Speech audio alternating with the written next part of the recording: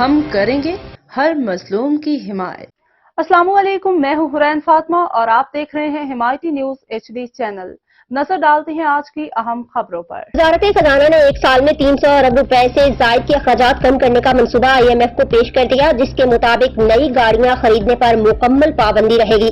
وزارت خزانہ کی جانب سے پیش کیے گئے منصوبے کے مطابق ایک سال سے خالی گریڈ 1 سے 16 کی تمام پوسٹوں کو ختم کر دیا جائے گا اور وفاقی حکومت صوبوں کے ترقیاتی منصوبوں میں فنڈنگ نہیں کرے گی۔ جیو نیوز کو ملنے والی معلومات کے مطابق وفاقی حکومت صرف اہم اور قومی نوعیت کے ترقیاتی منصوبوں کے لیے وسائل فراہم کرے گی۔ انفراسٹرکچر کے منصوبے پبلک پرائیویٹ پارٹنرشپ کے تحت کیے جائیں گے۔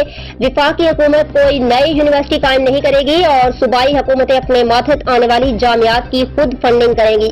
آئندہ مالی سال سے دفاع اور پولیس کے علاوہ نئی بھرتیوں کے لیے رضاکارانہ پینشن اسکیم شروع کرنے پر غور کیا جائے گا۔ آئندہ مالی سال سے اراکین اسمبلی کی ترقیاتی اسکیموں پر مکمل پابندی کا امکان ہے۔